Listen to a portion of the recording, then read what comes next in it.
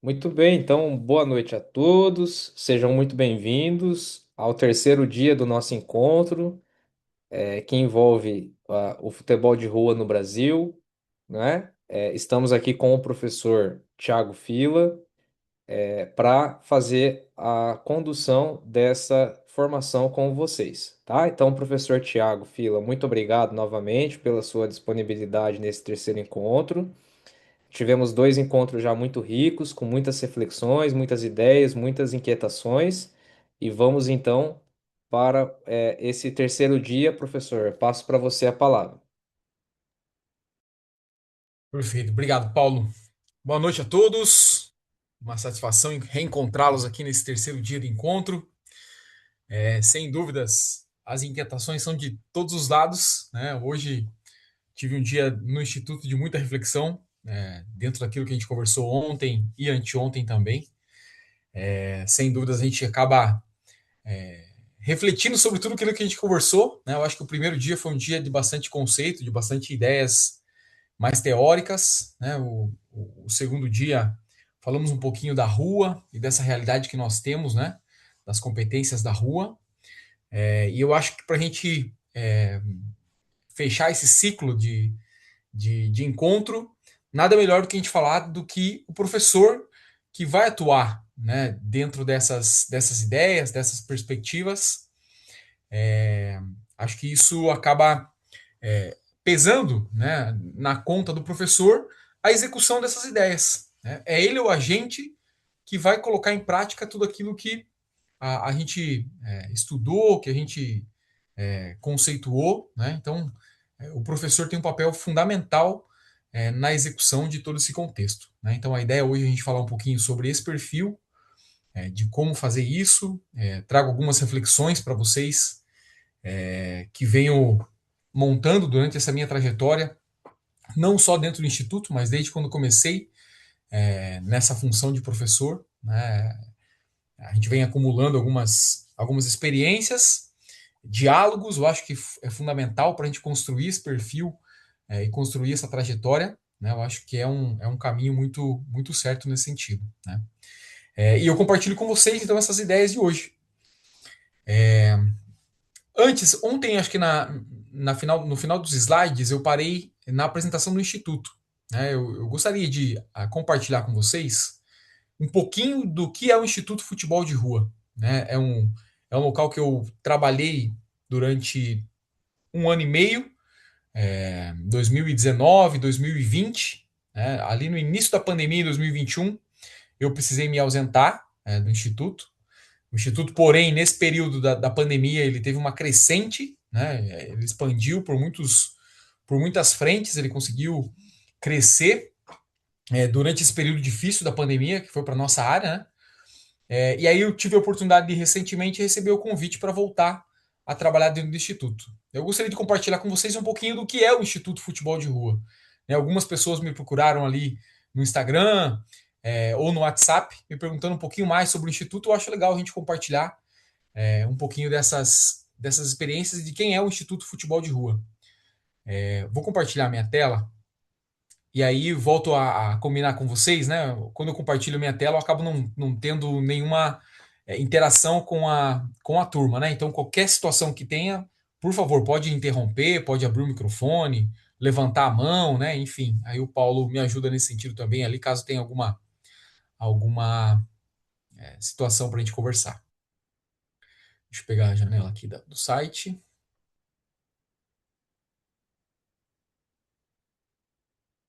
Aqui, acho que todos conseguem ver? Sim. Beleza.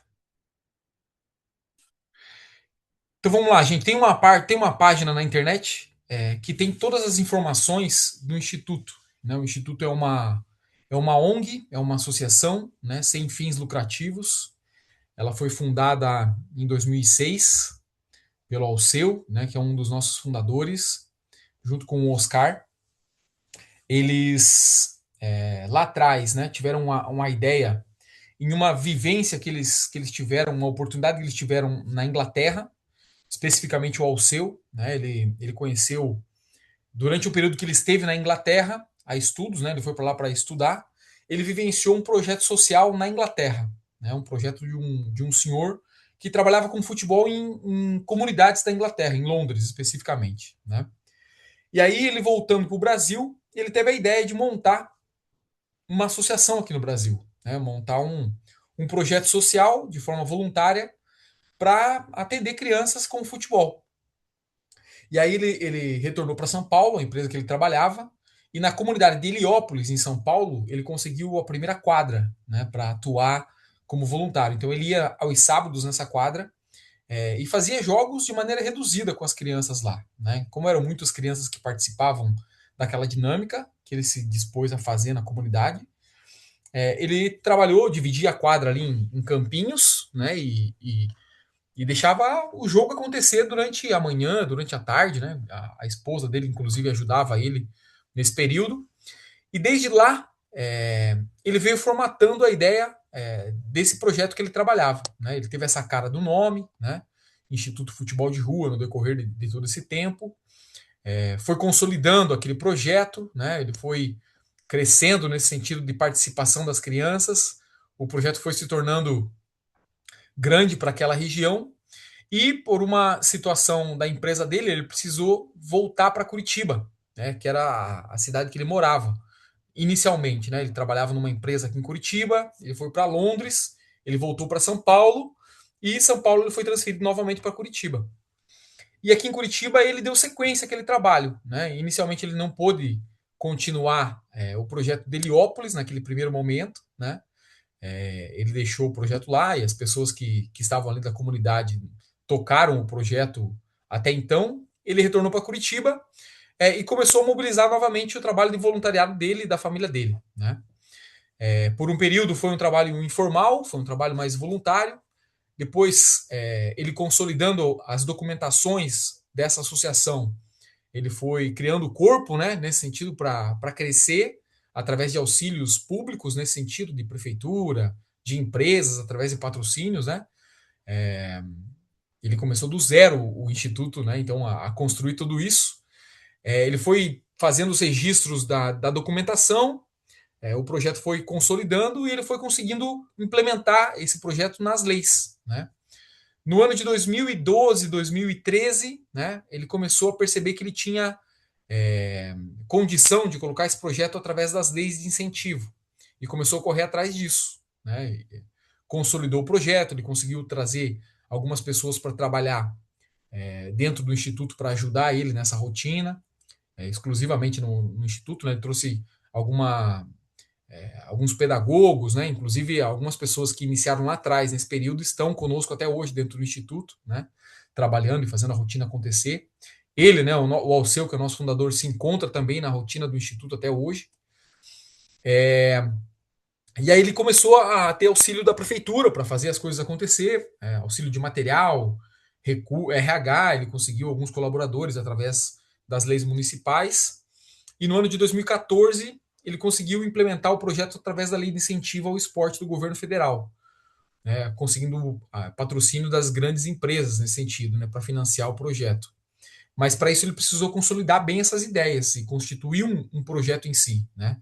O primeiro projeto que ele conseguiu consolidar foi o projeto Futebol de Rua pela Educação, né, que é um projeto grande nesse sentido, que é o nosso maior projeto dentro do Instituto hoje, que é o carro-chefe dentro do Instituto. Né? Só dentro desse projeto são mais de 90 cidades que ele está sendo executado através da lei de incentivo. Né? Ele foi conseguindo consolidar bem essas ideias. Mas no ano de 2014, que foi o ano da Copa do Mundo aqui no Brasil também, ele se inscreveu, né, para dentro de uma ONG inglesa que ele conhecia desde aquela primeira experiência dele. E essa ONG dava uma premiação para o país sede da Copa do Mundo. Né? E como a Copa do Mundo era aqui no Brasil, ele se inscreveu tal, e venceu essa competição que tinha dentro dessa ONG. Né? Era como se fosse uma licitação dentro da ONG, né? E a ONG inglesa veio para o Brasil, é a Lions Roll, o nome da ONG, né? Como era a Copa do Mundo, eles vinham para assistir os jogos da Copa do Mundo e ficavam aqui no Brasil já deixando algum legado para esse país. Né? Eles fazem isso em todo o país sede de Copa. E o prêmio que ele venceu era a construção da sede do Instituto. né? O Instituto até então não tinha uma sede própria, uma sede física, né? E aí ele teve que ir atrás do terreno para construir, né? Uma missão bem simples, né?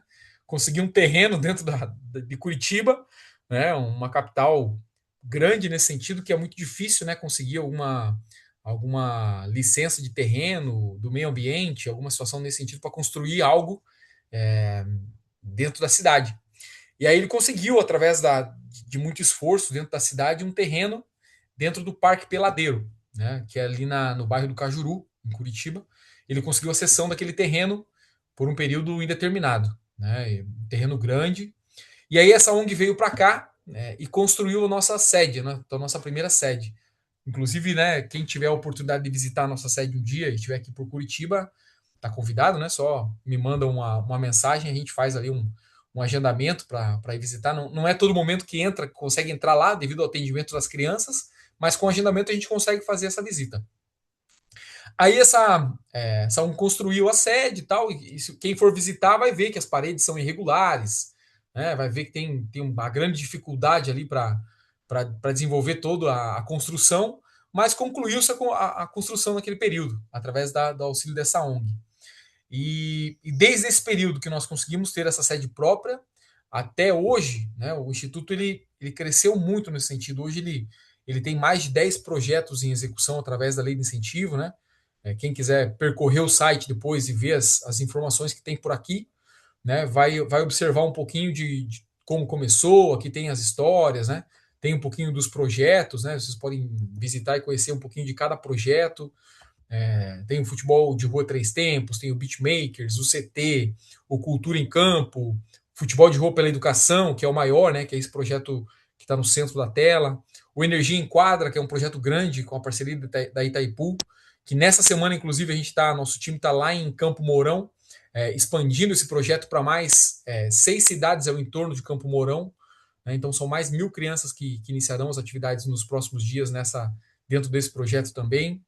Nós temos o e-futebol de rua, né, que é um projeto de tecnologia, que a gente entra dentro de uma escola que tem poucas estruturas e constrói um laboratório de informática gamer dentro da estrutura da escola. Então, é oportunizar também que as crianças de uma comunidade tenham a oportunidade de jogar em um computador gamer, de vivenciar essas experiências de competição online.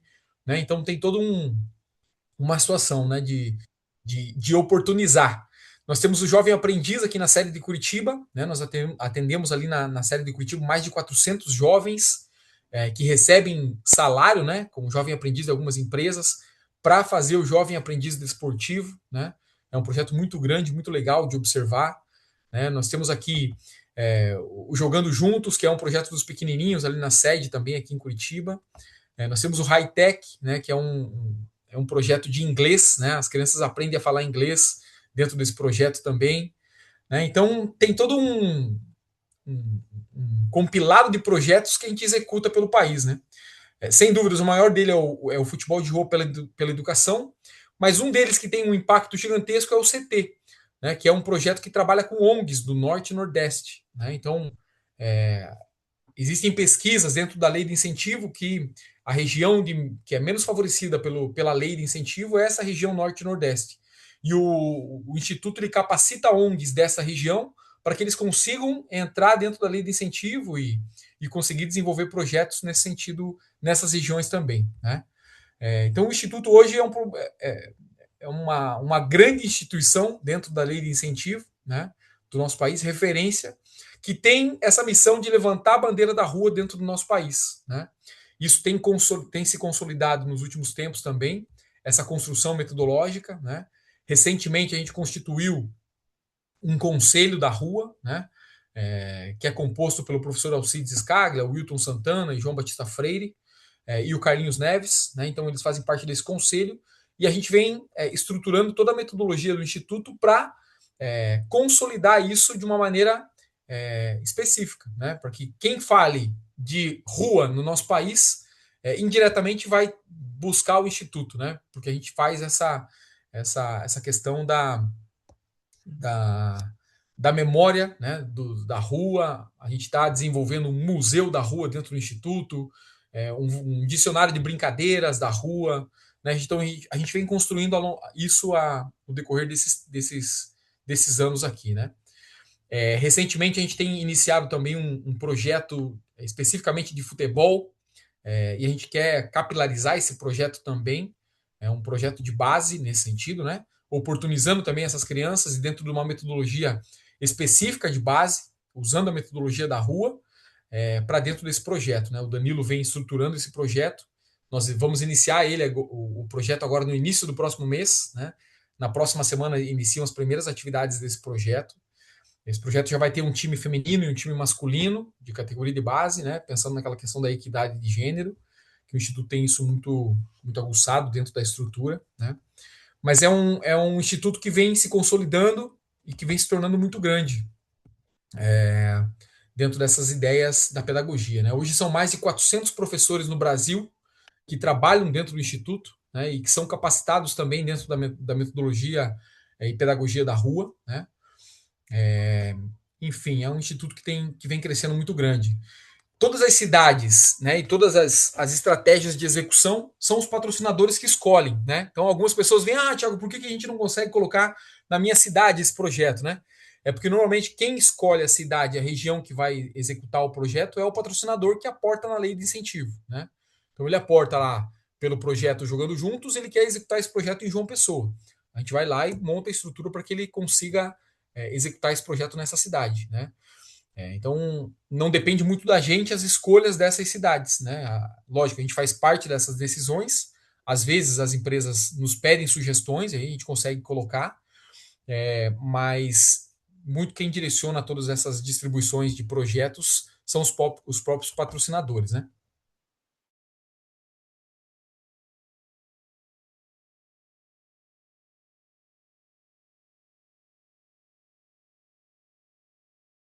Nas redes sociais também, né? Enfim.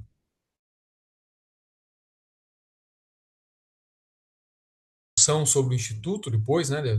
Que a gente estiver finalizando a nossa aula, para tirar algumas dúvidas e fazer alguma interação sobre isso também.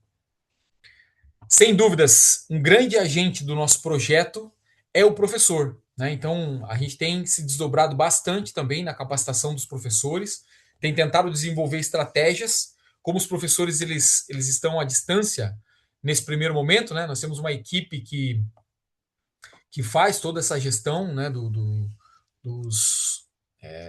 dos professores, né? Então, cada dupla de pedagogo e um professor de educação física faz a gestão de N projetos, né? Aproximadamente de 24 a 25 núcleos. Então, a gente tem um time grande, né, fazendo a gestão desses projetos aqui na sede de Curitiba e na nossa sede física em João Pessoa, né? Então, o Instituto hoje tem uma sede física aqui em Curitiba, tem outra sede física na cidade de João Pessoa, né, em parceria com a prefeitura também, a gente conseguiu um espaço, uma praça, a prefeitura cedeu para a gente lá a sala, a gente conseguiu instalar os nossos núcleos lá também. Então, em João Pessoa, a gente atende aproximadamente 400 crianças na nossa sede de lá. Aqui em Curitiba são próximo de 600 crianças, né? E a gente vem desenvolvendo o projeto daqui. O time de relacionamento, que é o time que eu coordeno dentro do Instituto hoje, nós somos em 4 pessoas para fazer toda a gestão das cidades, né? Então, tem eu aqui em Curitiba, nós temos a Mônica em João Pessoa, temos a Larissa, que viaja bastante também, né? Para que a gente consiga ter essa questão técnica. Então, ela viaja muito pelo país. E temos o Rafael, que fica em São Paulo, né? Então, também temos um co-work administrativo em São Paulo, não temos uma sede física, mas temos o Rafa, que fica lá para fazer toda essa gestão também, né? Inclusive o Rafa participou conosco aqui ontem, não sei se ele está por hoje aqui, mas enfim, né? Tem ajudado muito nessa rotina e distribuído bastante essas funções, né? Dá bastante trabalho. Mas vamos lá, gente. Nossa aula de hoje é para falar sobre essa pessoa que é fundamental na aplicação da pedagogia, da metodologia da rua, o professor, né? O professor ele tem essa questão de correr atrás do seu conteúdo, e aplicar esse conteúdo de alguma maneira. Quando a gente fala da rua, na universidade, são poucas as universidades que trazem isso dentro de uma grade, por exemplo. Né? A gente não sai. Eu, por exemplo, quando me formei aqui na Universidade Positivo, sequer ouvi falar da pedagogia, da metodologia da rua aqui em Curitiba. Né? Fui aprender isso depois que eu saí da universidade, muito por interesse meu, né? De ir atrás, de pesquisar. as pessoas que foram cruzando o meu caminho durante o meu estágio. Eu tive a oportunidade de conhecer o Vinícius França, que é um grande amigo e também trabalha com o professor Wilton Santana, né? E as coisas foram se cruzando, né? Eu conheci através deles as ideias do professor João Freire, né? O primeiro livro que eu comecei a aprofundar, indico para vocês também, que o Vinícius França me deu esse livro para mim estudar e depois ele me pediu de novo. Eu devolvi, eu comprei o meu, né? Que é esse livro azul aqui, né?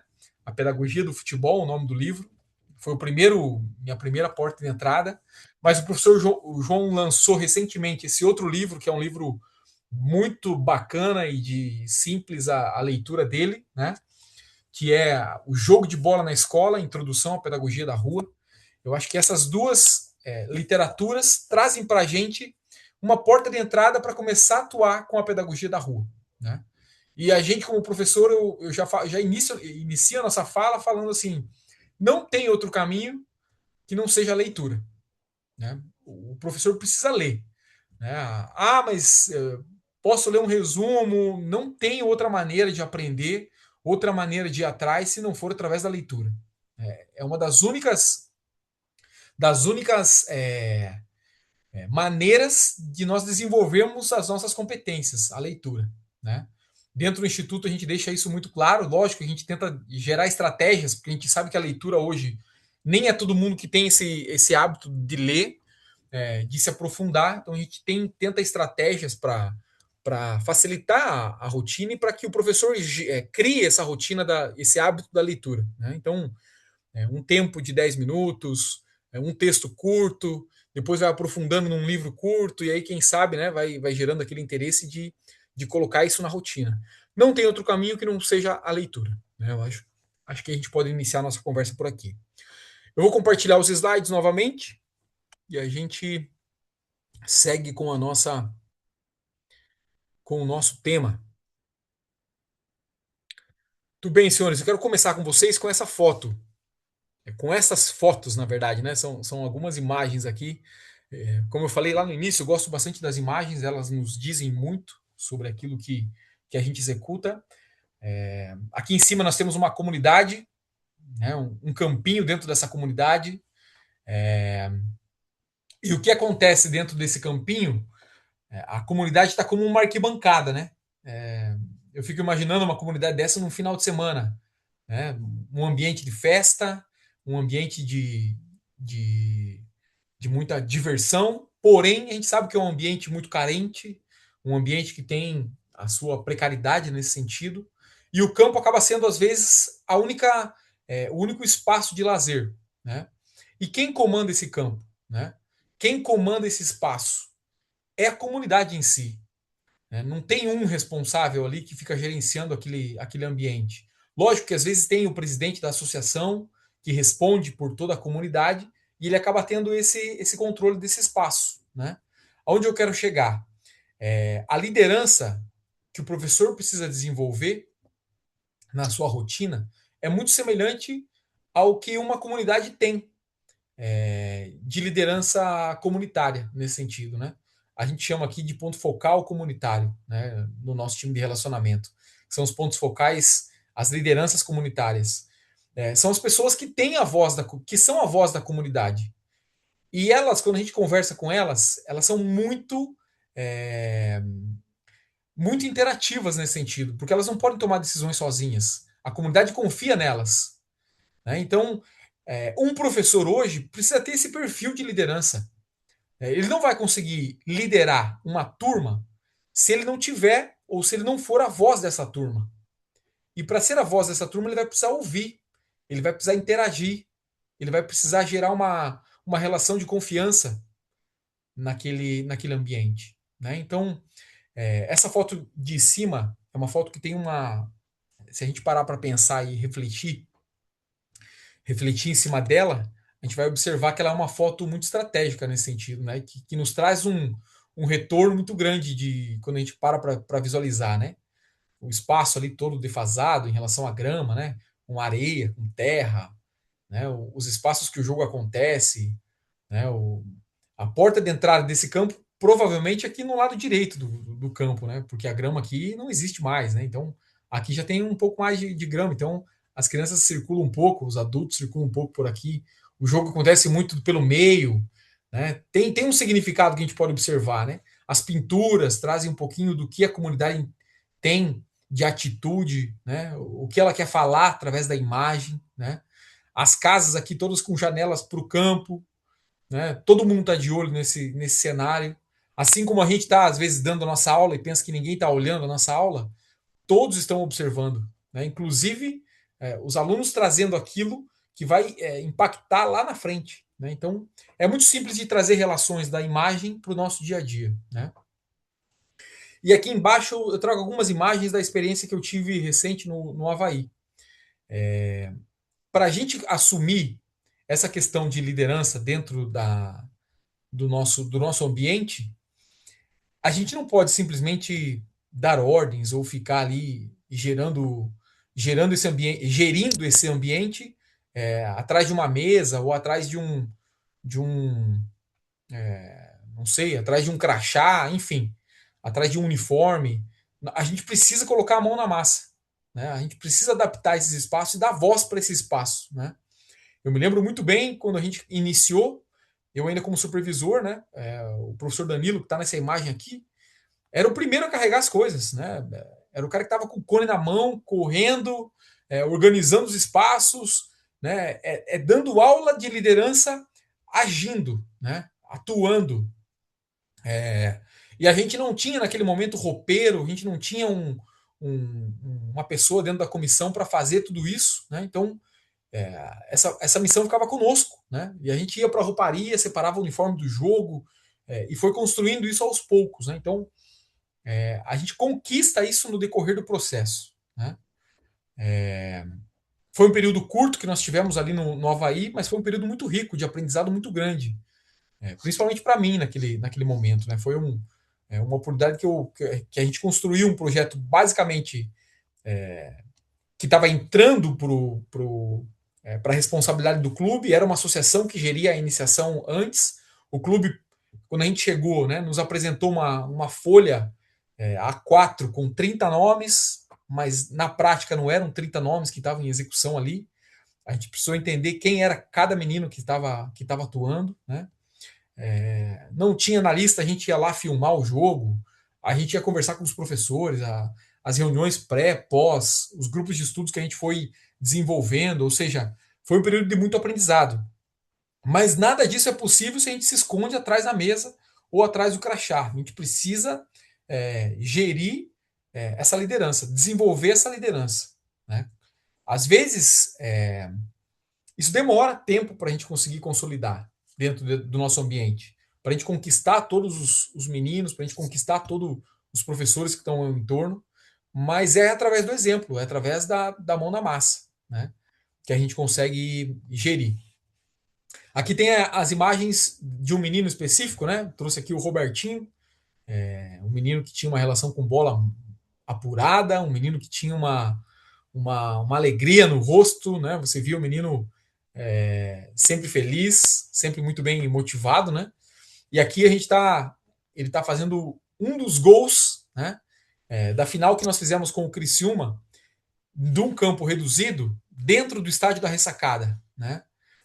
Por coincidência da nossa participação dentro do Havaí, a gente conseguiu adaptar o estádio da Ressacada para receber um jogo sub-11. Né? O Robertinho aqui é um menino sub-11. A gente reduziu os espaços. A gente, através de uma discussão grande dentro da federação, inclusive catarinense, conseguimos manter esse formato reduzido pelo menos pelos 2 anos que nós tivemos ali dentro do clube. Eu sei que antes não tinha essas adaptações e depois que a gente saiu, inclusive não tem mais a competição sub-11. Né? A Copa Santa Catarina hoje ela é sub-13 e sub-14. Né? Devido a algumas situações que foram convergindo e muitas vezes falta de pessoas para defender as adaptações dos espaços para campos menores. Né? E aonde eu quero chegar? Que nós precisamos dar voz para isso também. Né? Se a gente acredita num futebol diferente, nós como professores, como conhecedores daquilo que acreditamos é, e defendemos a nossa proposta, nós somos os primeiros que precisamos levantar essa bandeira e correr atrás disso, né? Fazer com que as coisas aconteçam. Então, compartilhe com vocês essas imagens para a gente refletir, fazendo algumas perguntas. É, talvez as principais perguntas do nosso encontro de hoje, que, que eu acho que vão nortear muito do que nós vamos conversar aqui hoje, muito do que nós vamos dar sequência às reflexões futuras, das decisões que a gente toma para as nossas vidas. Eu acho que são três perguntas que norteiam aquilo que a gente desenvolve no nosso dia a dia. A primeira delas, por que você é professor? Né? Por que você se dispôs a executar essa função de professor? Ou, enfim, não necessariamente professor, porque não sei se todos que estão aqui presentes hoje são professores, pode ser que tenha uma outra função, pode ser que seja uma outra profissão, mas a pergunta se repete. Por que você fez essa escolha? Né? O que te levou a tomar essa decisão? Né? É uma resposta que cada um de nós vai tentar buscar. Né? E essa busca, ela traz um primeiro conceito que a gente vai conversar na sequência, né? Que é olhar para dentro. Né? Eu acho que é uma das primeiras atitudes de um professor, antes dele assumir qualquer responsabilidade diante de alguma situação, ele precisa se perguntar o que ele está fazendo ali. Né? Se aquele ambiente, se aquela função faz sentido para ele. Né? Às vezes o sistema vai convergindo, as coisas vão aparecendo e a gente não está satisfeito onde a gente está. Onde a gente está. E eu acho que é uma das piores situações que a gente pode se deparar, que é fazer aquilo que a gente não gostaria de fazer. Né? Isso, sem dúvidas, vai gerar um reflexo grande nas escolhas que a gente vai ter. Né? A segunda pergunta que eu trago para vocês é: por que você trabalha com futebol? Né? Ou por que você está na tentativa de discussões do futebol? O que te levou a, a ter essas ideias? Né? Por que eu estou aqui hoje? Por que eu quero escutar sobre futebol?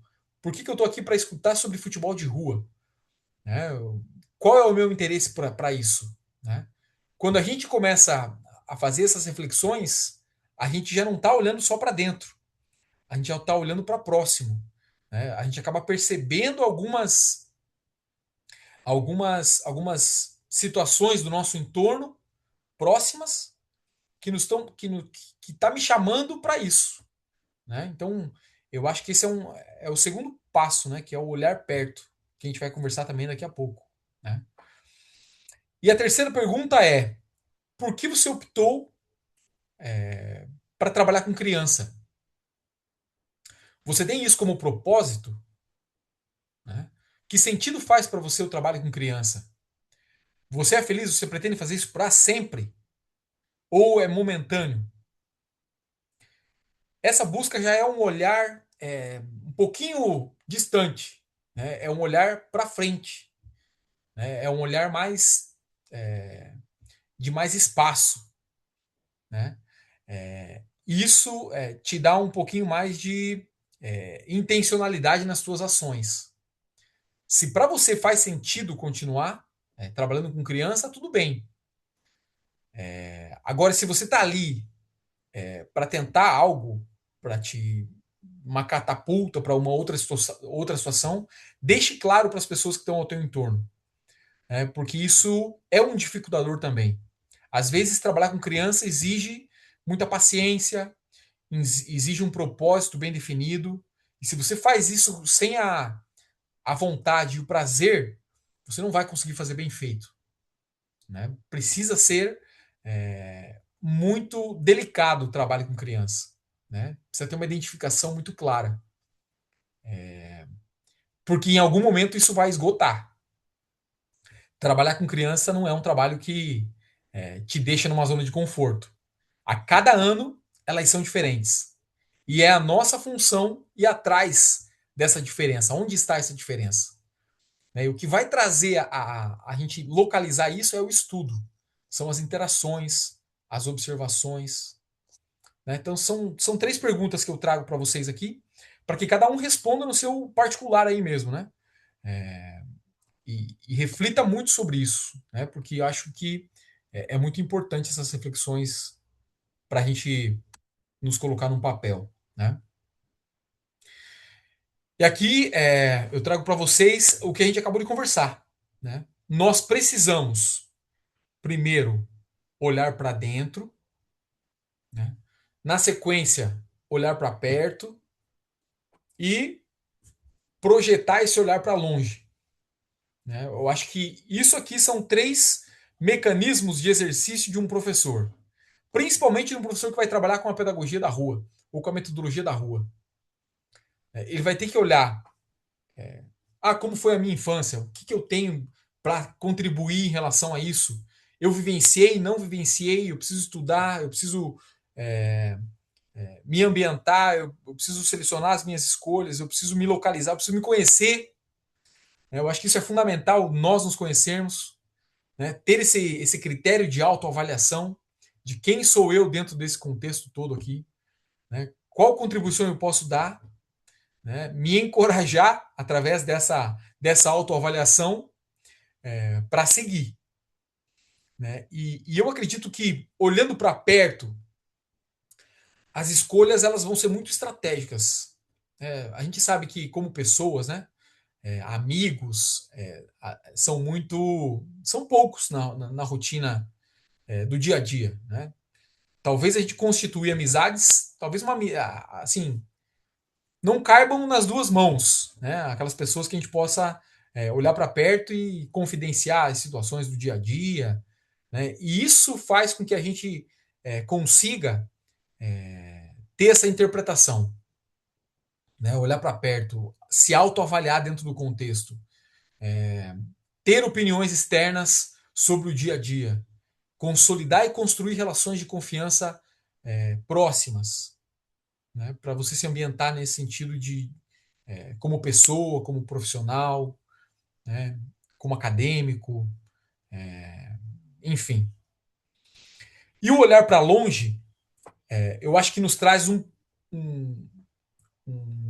digamos que um contexto melhor para nós selecionarmos aquilo que a gente pensa em fazer. Não é simplesmente deixar a onda levar. Né? Às vezes, aquilo que, depois que a gente tem um conhecimento de nós mesmos, que a gente tem a relação próxima bem consolidada, a gente começa a ter um critério para selecionar para onde eu quero seguir a minha trajetória. No início, talvez, né, quando a gente recém-formado, ou iniciando a trajetória desse universo de professor, a gente não tem como escolher. Né? Eu quero já começar dentro de um clube profissional. Muito difícil começar já dentro de um clube. Ou muito difícil já querendo começar dentro do futebol, num projeto. As coisas vão acontecendo. Se você consegue nortear as tuas estratégias pessoais, as coisas vão te levando para que essas escolhas facilitem. Né? Então, é outra reflexão que eu faço para vocês, para que cada um de vocês, como professores ou como profissionais da área, de determinada área, de variadas áreas, eu acho que nos reflete e nos ajuda muito nas escolhas que nós fazemos. É um exercício constante e, e longo, né? De longo prazo, dentro da nossa profissão. Seguindo, senhores, após essas reflexões, e aqui aprofundando um pouquinho mais nas escolhas, né, que nós estamos fazendo aqui. Afinal de contas, nós escolhemos estar aqui hoje, né, para falar um pouquinho sobre a pedagogia e a metodologia da rua, como a pedagogia da rua pode agregar dentro da educação, como isso pode trazer benefícios para as nossas práticas, o que isso pode ajudar na construção da identidade do futebol, da onde eu estou, o que isso pode agregar. Eu trouxe para vocês aqui 5 tópicos. E esses cinco tópicos ele nos provoca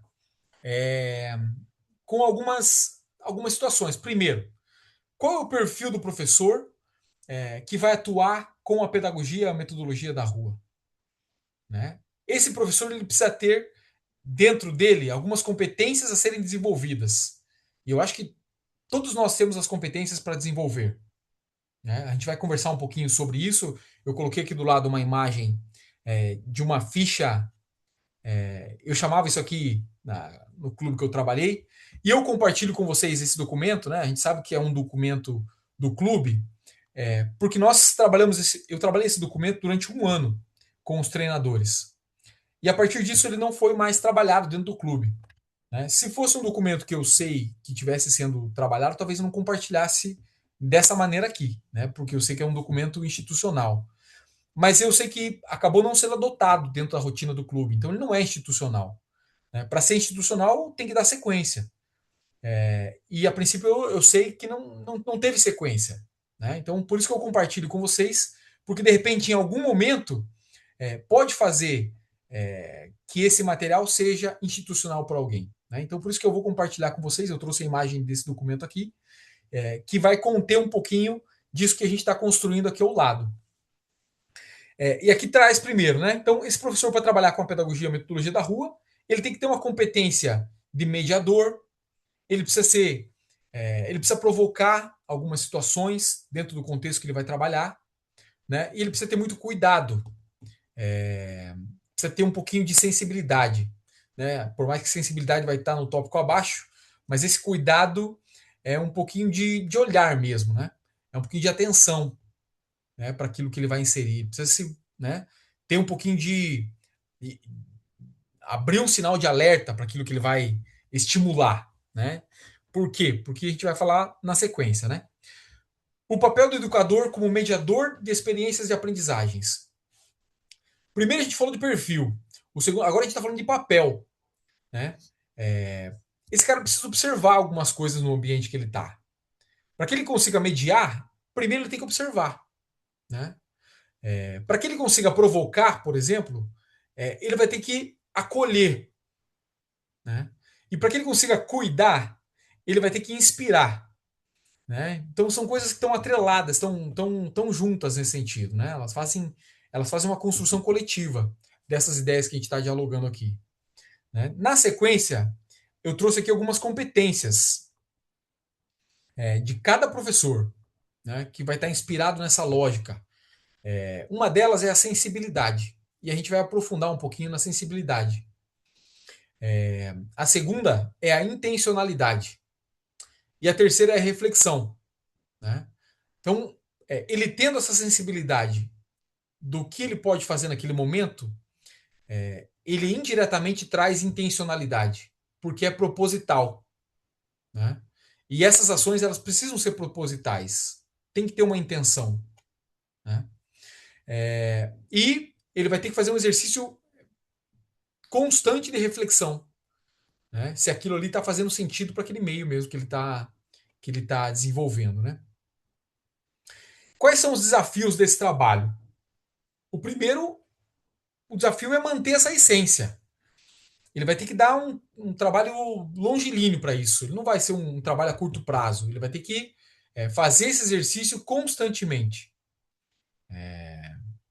De tudo isso que a gente conversou anteriormente aqui. Ele vai ter que pensar, ele vai ter que refletir, ele vai ter que reavaliar por um período, depois reavaliar de novo. Né? Então ele vai ter que dar sequência para isso. Ele vai ter que construir um diálogo em cima do contexto que ele está inserido. Se isso que ele está propondo faz sentido para o contexto todo. Né? Se eu estou dentro de um clube, será que faz sentido dentro desse clube? O que esse clube tem de proposta? Ele vai ter que dialogar com o ambiente que ele está. Né? Não adianta tentar implementar algo que o ambiente não está pronto para receber. Ou que não faz sentido para o ambiente. Né? Ele vai ter que ter essa percepção geral. Né? E a partir disso, gerar pertencimento para o local.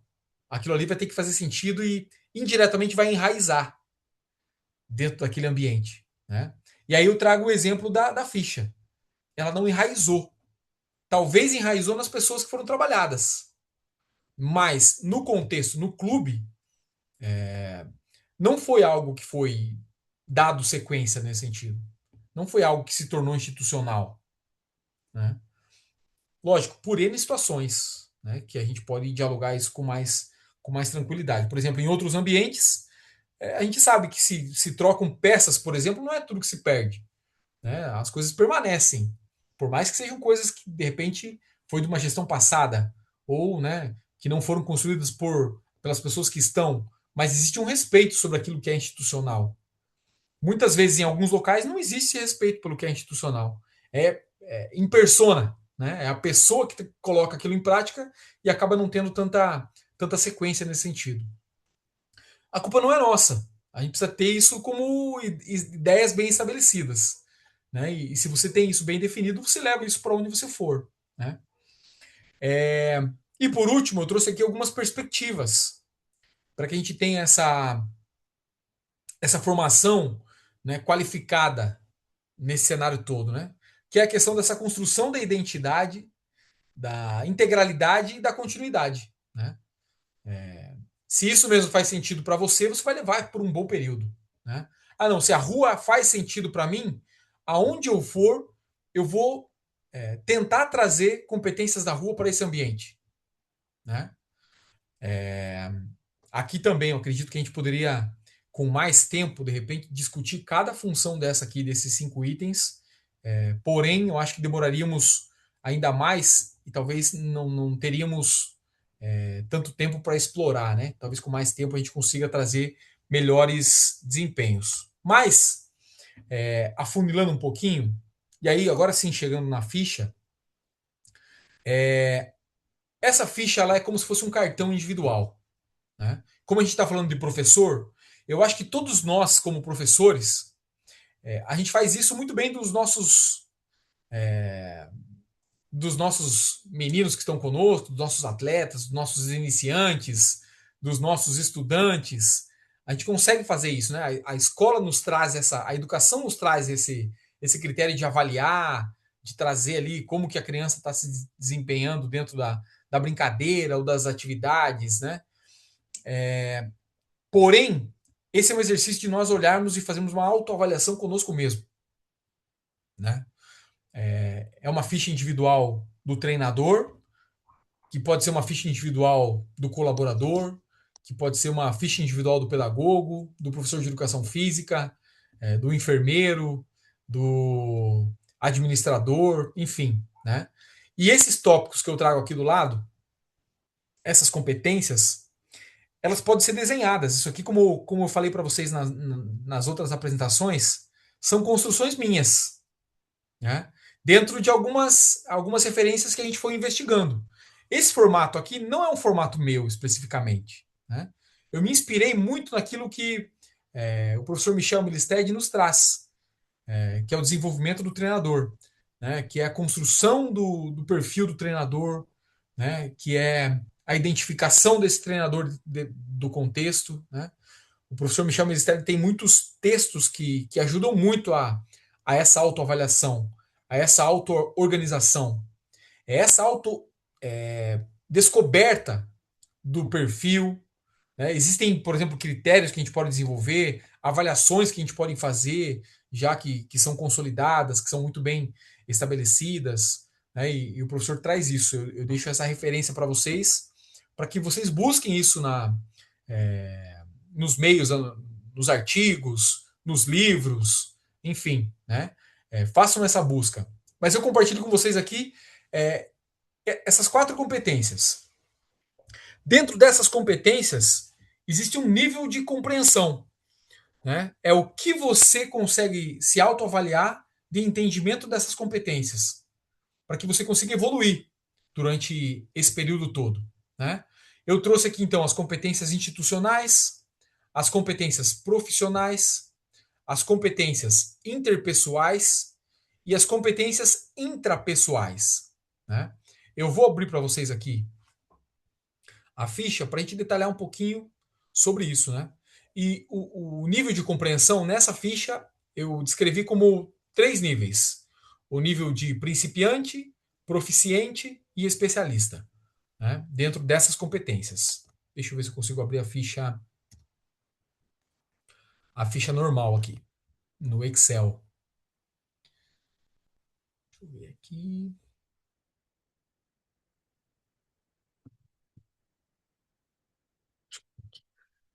Chrome, ficha do colaborador. Aqui, ó. Acho que fica melhor para visualizar, né? Todo mundo consegue enxergar aqui? As letras estão bem pequenas, né? Eu acho que é muito dificultoso de ler, mas enfim, talvez alguém esteja no celular e não consiga fazer a leitura. Mas eu vou puxando para vocês aqui alguns princípios. Não vou falar todos porque é um pouquinho longa a ficha, né? Mas a ficha traz aqui, ó, competências profissionais, princípios, subprincípios e indicadores. E logo na sequência, os níveis que cada um se identifica, né? Com os treinadores que eu tive a oportunidade de vivenciar isso durante um ano, nesse nível, né, mais estrategicamente falando de parte técnica, de parte individual, a gente fazia esses diálogos acontecer muito abertos nesse sentido, né? Era a minha percepção, né? Eu não mostrava onde eu qualificava aqui o nível de cada um deles para não expor quem sou eu para analisar o perfil de alguém, né? Porém, ele sabia que eu colocava aqui algumas situações, né? E o feedback diário que nós tínhamos ali pós-treino e pré-treino eram sempre norteando esses princípios, né? Tentando trazer para eles atalhos que são os subprincípios e de como fazer que são os indicadores, né? Para tentar melhorar a questão do perfil, né? E aí eles faziam e eu também não via onde eles se colocavam ali, né? Porque eu deixava um critério de autoavaliação para que a gente conseguisse ter uma evolução.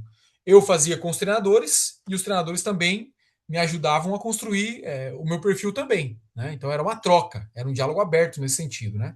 Eu deixava sempre essa reciprocidade no diálogo, né? Então vamos lá. Aqui dos profissionais. Dos profissionais, a gente trazia aqui como pessoa mesmo, né? E nós descrevíamos isso também, eu sugeri alguns e a gente foi lapidando isso, né? É, então, os profissionais, eu coloquei aqui, nós colocamos aqui, né? A criatividade, o planejamento, a organização, o conhecimento técnico-tático e a gestão do ambiente, né? Eram os principais que a gente discutia. Para a gestão de ambiente, eu tinha dois subprincípios, que era a estrutura física e as áreas de integração. Para a gente reconhecer aqui como era o nível deles em relação a isso, a gente colocava alguns indicadores para identificar, né? A relação, por exemplo, né, de estrutura física, a relação da adequação do treino em relação às adaptações de espaço, né? Por exemplo, será que eu consigo gerir a minha rotina com facilidade? Ou eu tenho muita dificuldade de adaptar meu treino para um espaço reduzido? Putz, eu só tenho meio campo hoje. Será que eu consigo desenvolver meu treino naquele meio campo? Ou eu sou aquele cara que fica emburrado porque eu só tenho meio campo e eu queria o campo inteiro para fazer, né? Então era isso, a gente fazia os diálogos através disso, né? Pô, preciso evoluir nisso. Acho que o espaço, tanto faz, eu consigo adaptar, né? Talvez como meu objetivo. Será que eu sei negociar com os meus colegas? Né? E aí era o próximo indicador, dentro de área de integração. Né? Tá, eu percebo que eu tenho dificuldade de espaço. Porém, nesse dia eu sei que a categoria tal tem um espaço maior. Eu tenho essa condição de chegar com o treinador e falar: peraí, com antecedência, vamos dialogar, será que eu posso usar um espaço maior e me adequar?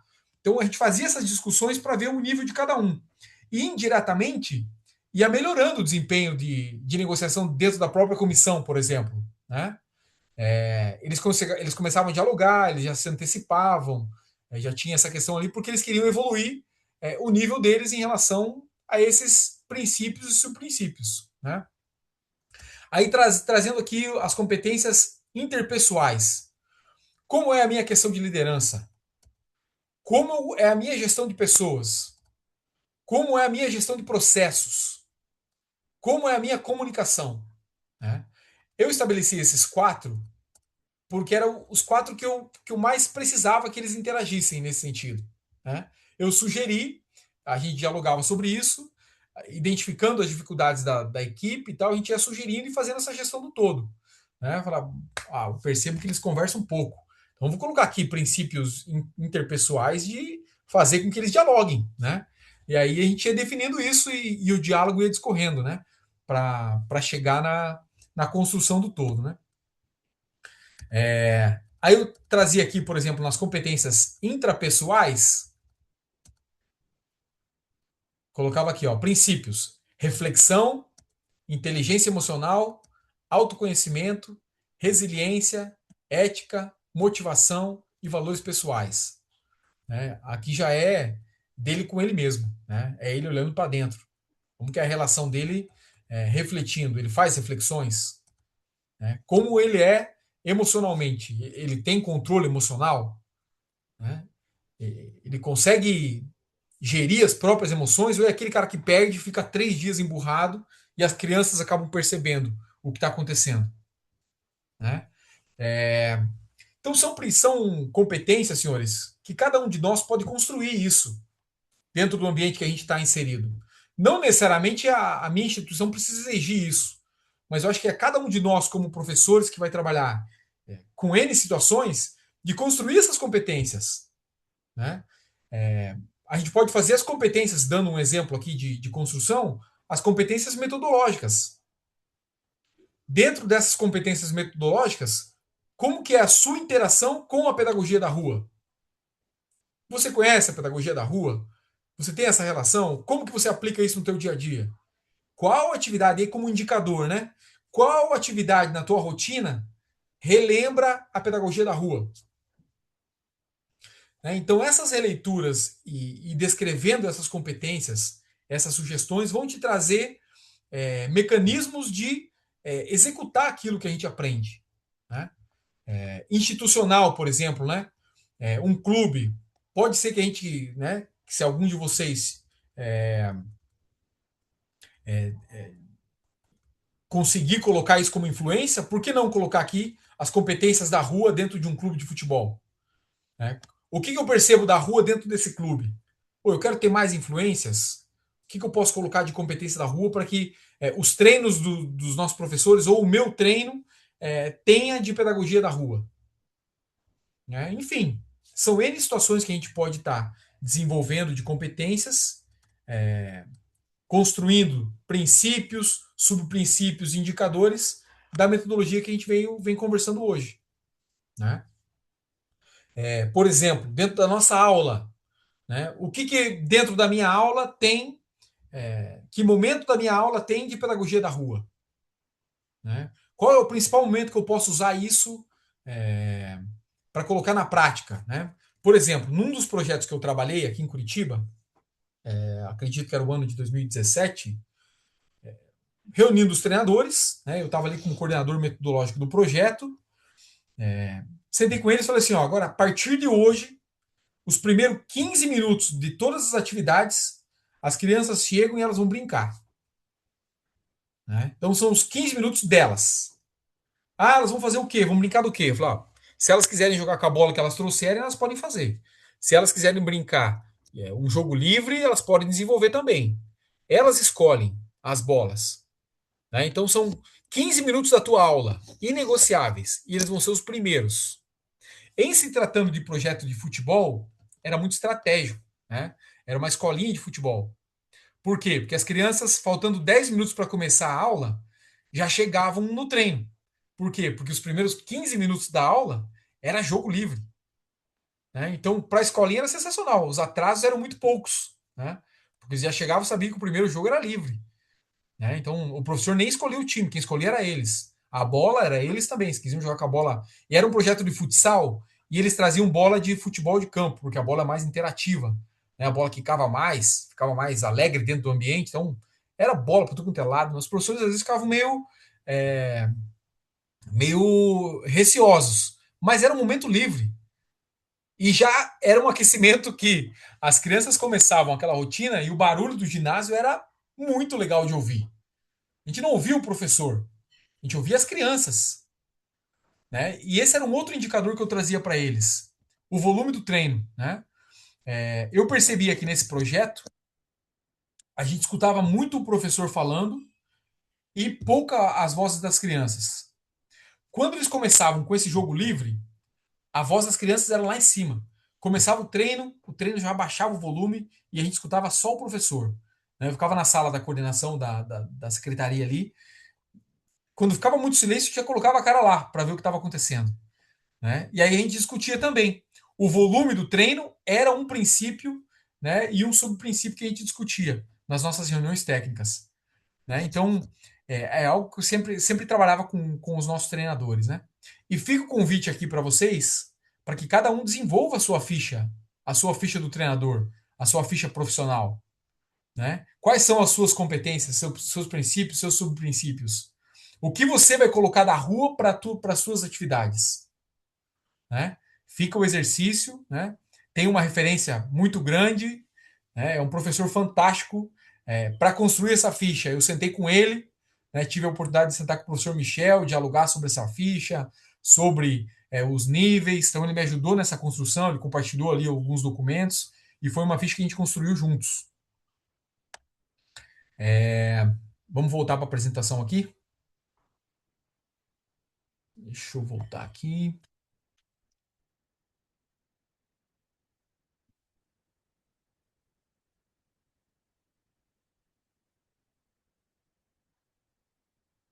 Muito bem, senhores. Dentro dessas competências, e aí já afunilando para as competências da rua, uma das principais, e a gente já falou sobre isso na aula anterior, é a sensibilidade pedagógica que esse professor precisa desenvolver. Sensibilidade pedagógica, eu acho que é o principal tópico que, se vocês saírem daqui do nosso curso refletindo sobre isso, eu acho que já cumpri com o nosso papel aqui, né? Que é o que é a sensibilidade pedagógica, né? Eu trouxe aqui uma reflexão que eu gosto bastante de trabalhar com a epistemologia das palavras, né? A palavra sensibilidade, ela vem do latim, né? E o significado dela é sentido, né?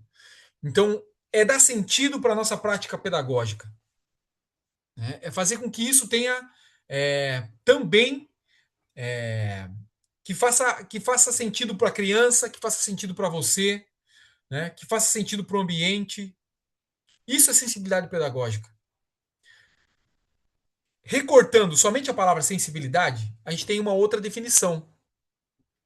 E essa definição é capacidade de perceber sensações físicas, tendência natural para reagir a estímulos de qualquer situação, né?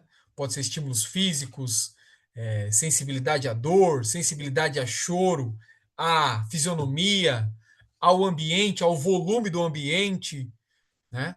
A relação das crianças em relação ao jogo, se faz sentido para elas aquele jogo ou não, se teve alguma situação que a gente pode mudar, se alguma delas quer falar, né? Se eu estou falando demais, se eu estou falando de menos, enfim, de achar esse equilíbrio, né? Então, sensibilidade pedagógica, eu acho que é o que vai nortear a sua execução, a sua prática, né? Falei de sensibilidade e agora eu quero falar de pedagogia, da palavra pedagogia. A palavra pedagogia, senhores, ela é de origem grega, né? E ela tem um recorte, né? Então, a gente divide essa palavra em dois termos dentro da epistemologia grega. O primeiro deles é paidos, que significa criança. E o segundo tem dois significados aqui, né? Agogos ou agen, né? Que significa conduzir ou guiar.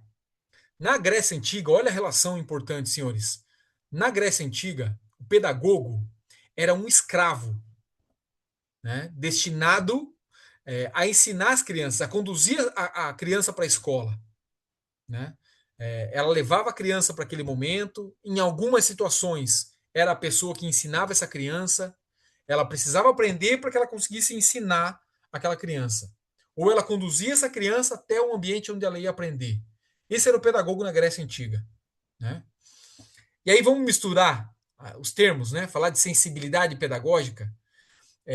Aquela pessoa que dá sentido para a educação, né? É aquela pessoa que dá sentido à condução do ambiente, né? É a pessoa que faz com que as coisas aconteçam, né? Sem essa pessoa sensível pedagogicamente, não vai conseguir executar uma pedagogia nesse nível, né?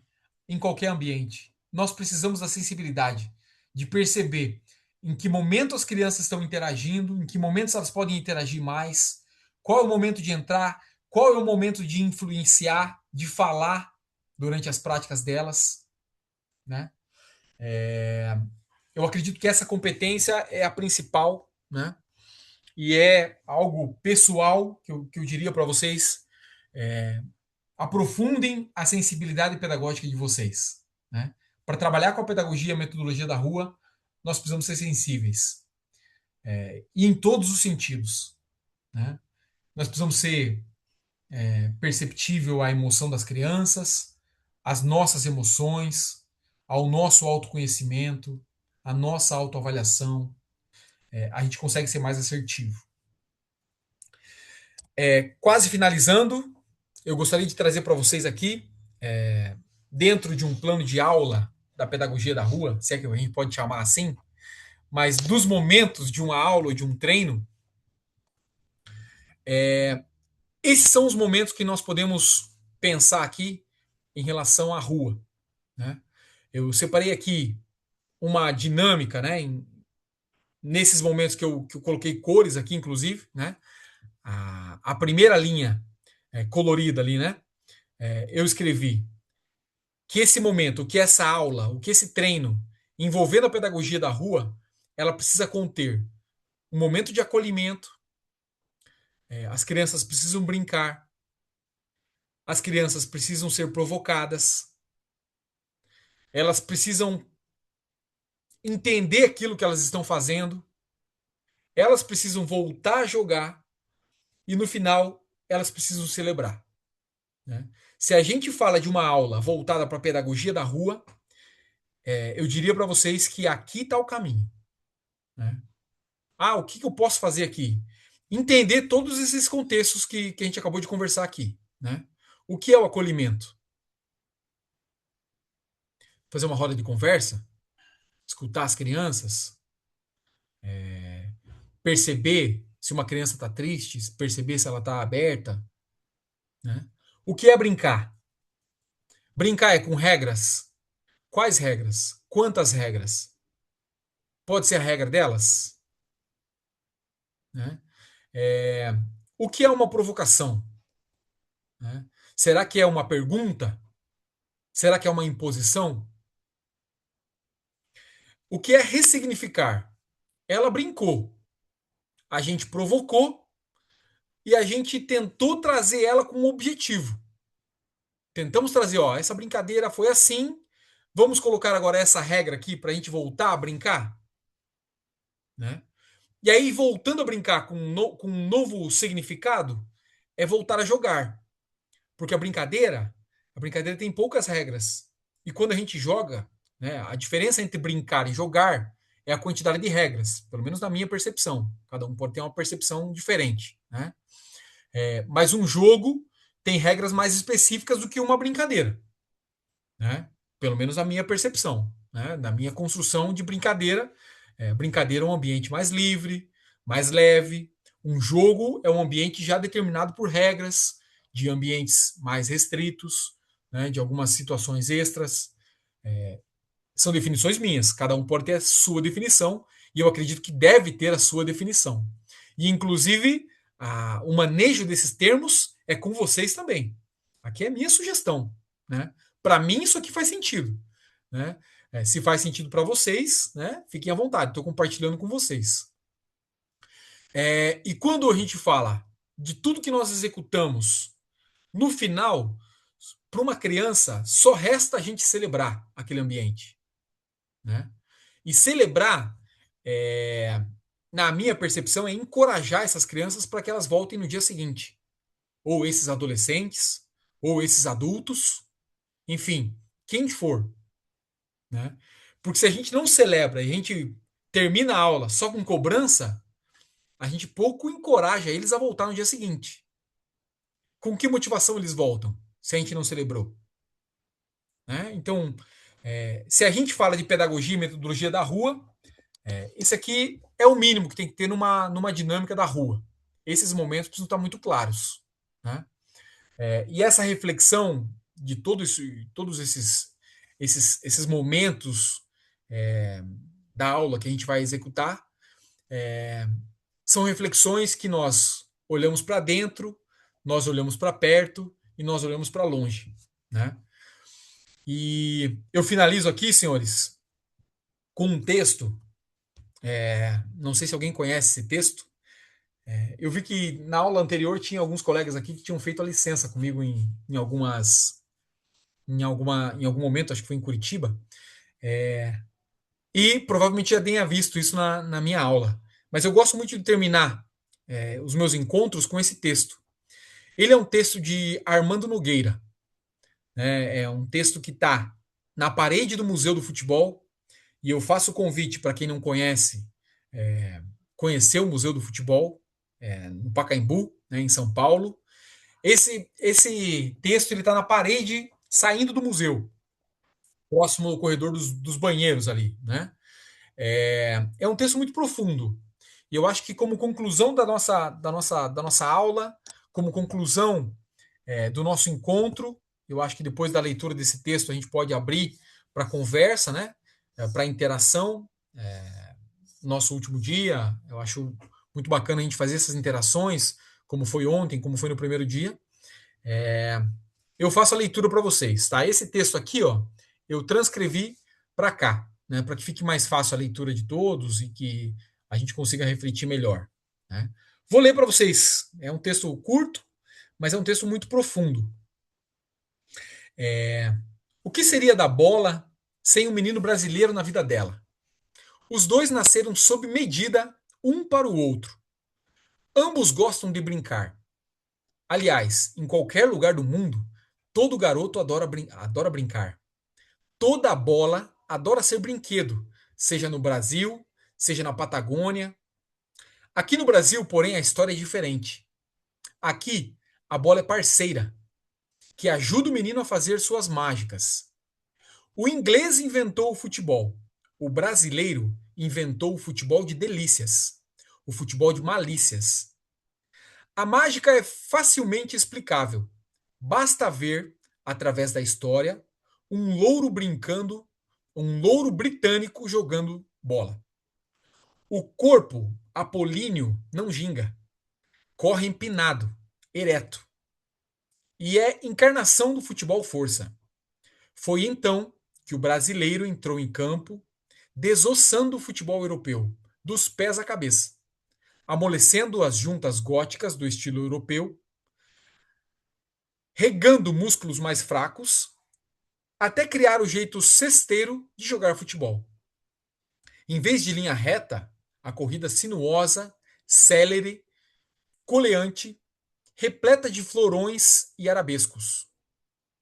Tal como a capoeira, irmã gêmea da finta, inspiração do chute de curva, do passe de calcanhar, pérolas do barroco brasileiro no campo de futebol.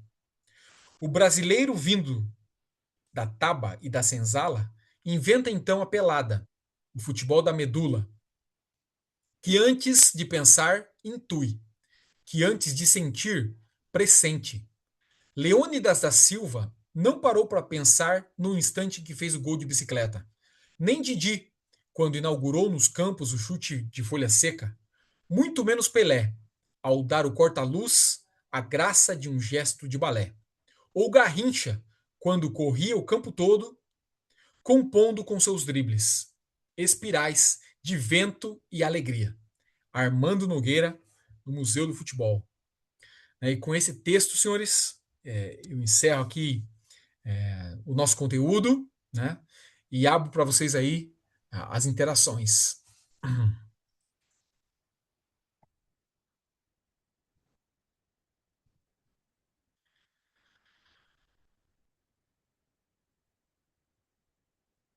Pode ser um de cada vez, turma. Não precisa ser todo mundo junto, não.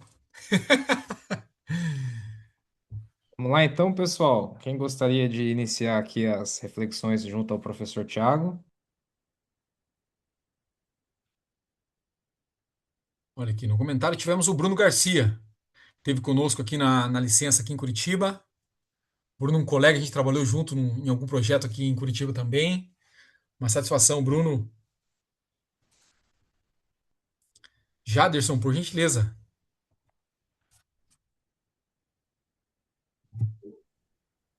Pessoal, boa noite, me ouvem bem? Ouvimos.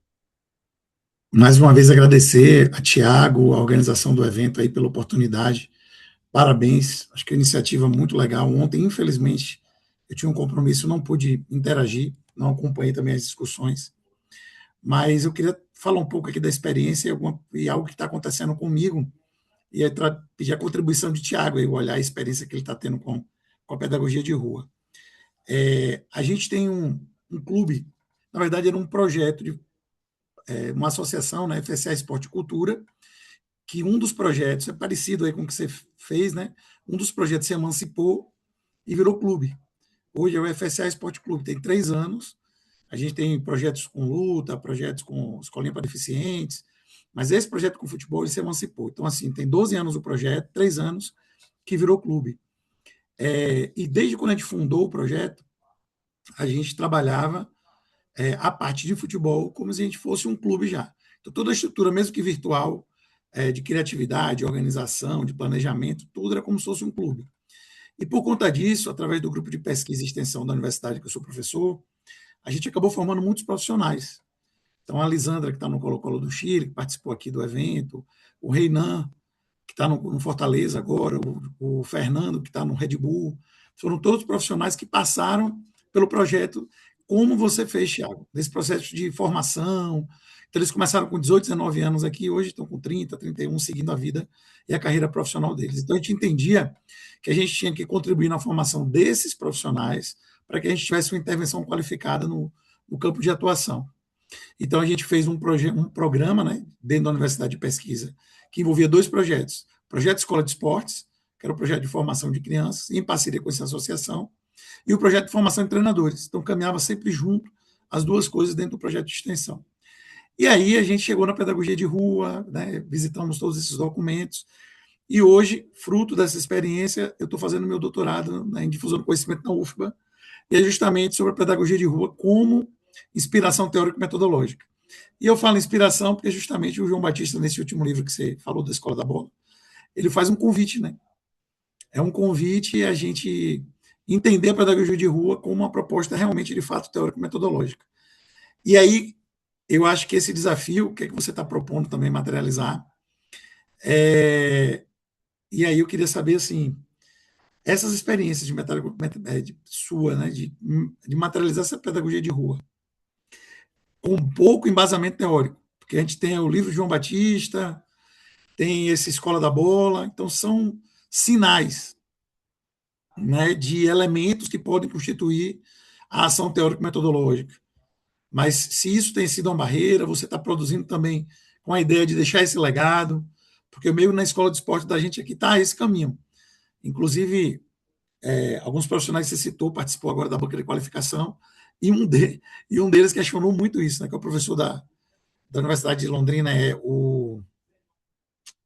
você citou aí que faz parte do grupo, esqueci o nome dele, não posso esquecer. Wilton. Isso, ele estava na banca de qualificação, e uma das coisas que ele falou foi isso: cara, você está levantando uma bola que ainda não tem uma publicação e tal, tal e tal. Isso foi um ponto, e assim, eu fiquei curioso sobre isso. Outro ponto foi o texto que você leu agora, do Museu do Futebol, né? Do Armando Nogueira, que foi algo que eu citei no texto de qualificação também, e alguns profissionais que não eram da área, era pessoal da filosofia, de outras áreas, eles falaram justamente sobre isso. Eles, assim, olha, eu não sou da área, eu fui curioso, mas não tem talentos também já nos outros clubes, nos outros projetos, nos outros países? Será que essa filosofia da gente trazer futebol de rua, da gente ficar ainda, né, querendo resgatar e não ressignificar o contexto atual, será que isso não vai virar um problema? Porque a gente não só tem mais a gente pensando o futebol dessa forma, as pessoas têm um conhecimento maior, a Europa tem buscado esse conhecimento justamente porque ele enfrentou o Brasil muitos anos e outros países entenderam que essa metodologia ela precisava ser aplicada. E aí eu deixo um comentário meu que é assim o risco que a gente corre realmente em replicar o olhar europeu, né, dentro do Brasil, que eu acho que é o grande problema hoje do futebol brasileiro. E esquecer a nossa história, que eu acho que a gente precisa criar um caminho nosso, mas não esquecer aquilo que a Europa produziu, os estudiosos aí, principalmente os livros que a gente utiliza como referência, mas com a nossa cara, a nossa identidade. Foi o que eu acho que a gente não fez nos últimos anos, principalmente depois do 7-1, que a gente se atirou para tentar resolver tudo em em apenas um período muito curto. Eu acho que a gente errou muito nesse sentido. Mas é isso. Para não alongar aí, tomar muito tempo, obrigado pelo espaço mais uma vez. Legal, Jaderson.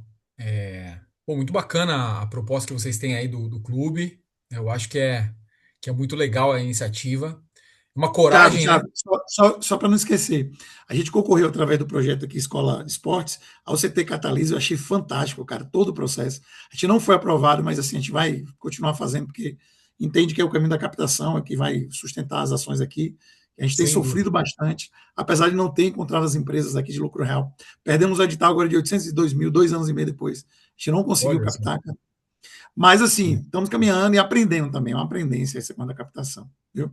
É É só isso. sinalizar isso aí. Eu acho que é constância, sabe, Jaderson? Nesse projeto de captação e de aprovação de projetos, eu acho que é muita constância. A gente é, aprender ao formato que a empresa às vezes está buscando, né? O patrocinador está buscando do projeto, né? E se adaptar àquela realidade, né? E se adaptar ao que a empresa quer, trazer eles para próximo, né? Ir atrás dos pontos que de repente não foram aprovados no projeto, redesenhar ele, né? É uma situação, como eu falei, de muita coragem, porque fazer um trabalho social no nosso país hoje é de muita dificuldade, né?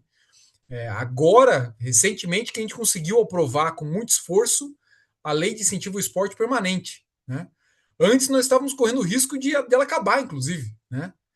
Se não se torna permanente, né? De repente um político mal intencionado acaba com a lei de incentivo e nunca mais se discute isso, né? É, Hoje não. Hoje essa lei já é permanente, um político não consegue tirar mais ela de execução, graças a Deus, né? Eu acho que dá um recurso e uma garantia para os projetos sobreviverem nesse sentido, né? A gente sabe que principalmente projetos do terceiro setor, mas não só eles, eu acho que é um caminho, inclusive, para clubes de futebol consolidar essa proposta de projetos de lei, que é o que vai trazer garantia para executar. Né? Eu acho que tem que correr atrás da documentação, precisa aprovar esses projetos, porque é uma garantia de execução, né? Que vai trazer garantias para conseguir ter tempo de vida, né? E aí, falando sobre a pedagogia da rua, eu vejo que não sei, de repente posso estar enganado, mas eu acho que eu vejo muita literatura sobre o tema. Tem muita gente falando sobre isso, né? Pô, se você pegar o laboratório do Alcides Scaglia, por exemplo, né, o LEP, tem muita coisa ali que pode agregar nos trabalhos, sabe, de diálogos, assim. Eu acho que é muito rico as contribuições, né? O professor Alcides tem feito estudos maravilhosos sobre o tema, né? É, Tem feito descobertas, inclusive, né?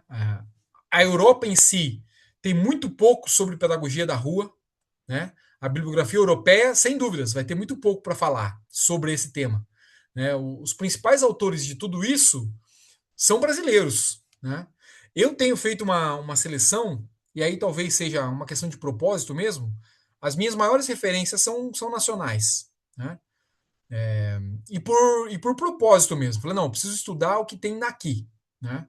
É o que eu quero. Né? É o que eu me identifico. Eu não deixo isento a busca de autores ou de referências do exterior. Eu acho muito importante, porque assim tem convergido muito o que eles têm falado lá com o que eu tenho lido por aqui, né? E isso deve ser, né? Eu acho que muito coincidência também. Deve ter muita gente falando às vezes coisas que a gente não concorda, né? Mas eu busco sempre as minhas referências são nacionais e eu quero primeiro aprofundar aqui, né? Para depois ir fora buscar. Tenho percebido, Jaderson, e aí uma percepção, né? Que, por exemplo, a gente tem uma das maiores SAFs do mundo, comprou um clube da Bahia, né? Por que será que a maior SAF do mundo comprou um clube especificamente de Salvador? Né? Será que não tem alguma intenção de vir buscar o que tem em Salvador? Né? A cultura de Salvador? A rua de Salvador? Né? Eu vejo assim que eles têm um olhar muito específico para o Brasil. Né? O mundo veio aqui buscar o que nós temos de melhor. Né? Aconteceu isso lá atrás, né? Na seleção de 82, né, que o mundo veio aqui olhar o que o Brasil tinha de diferente no futebol, tricampeão do mundo, né, até então, levou coisas daqui para lá, né, e talvez tentou imitar alguma situação aqui, mas com uma parte conceitual muito mais estratégica do que nós tentamos fazer recentemente, né? Mas eu digo para você assim que tem muito material, sabe? Tem muita gente falando coisa boa. O professor Wilton é um deles que fala isso. O professor João Freire, a gente tem o Simas, ou tem tantos aí que podem, né, aprofundar sobre essa questão da rua, né? Que eu acho que é muito bacana a gente fazer essa investigação. Enfim, acho que seria isso. Te agradeço, hein, Paulo? Te agradeço, Jaderson, a participação.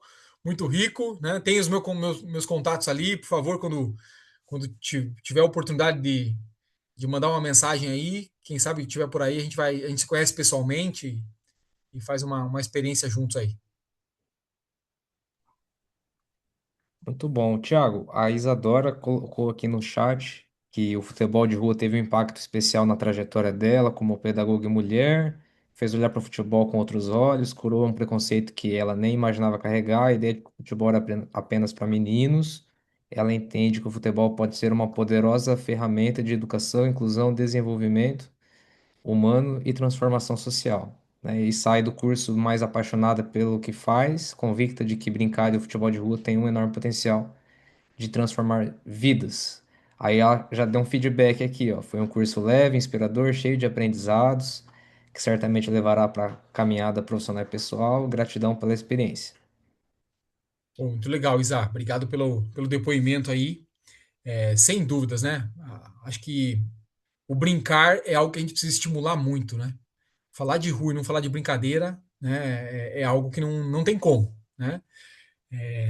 E a gente precisa quebrar esse paradigma dentro do nosso país, né, que construiu, né? E, pô, a gente não pode falar, a gente está dentro de um projeto de futebol, né? E se a gente fala de brincadeira, a gente sofre um preconceito dentro da instituição, né? Então, assim, isso a gente tem que quebrar, né? Criança, brincadeira precisa estar andando junto, né? Acho que tem que ser uma coisa atrelada à outra. E brincadeira é sim uma maneira de ensinar. Brincadeira ensina. Né? Brincadeira é saudável para a criança. O ambiente fica próprio para ela. Né? É o futebol se transformando para a criança. E não o contrário. Né? Não pode ser criança se adaptando ao futebol. Né? É o futebol sendo criança. Né? Então, eu acho que a brincadeira faz isso. Né? Faz com que a criança se sinta pertencente àquilo que ela está brincando. Né?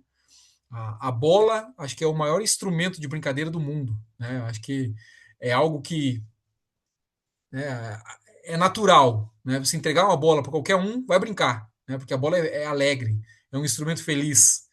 Né? Tanto que nos nossos projetos, por mais que às vezes dentro de uma escola não tenha um campo de futebol, a gente estava fazendo uma reflexão esses dias dentro do instituto. Né? Será que a gente coloca bola de futsal no material? E a discussão foi não. Né? Não vamos colocar uma bola de futsal dentro do material. Por quê? Porque a bola precisa ser feliz. Não que a bola de futsal não é feliz, né? Mas uma criança que não tem uma relação com bola apurada, ela quer ver a bola quicando, ela quer correr atrás da bola. Né? A bola vai ser mais dinâmica.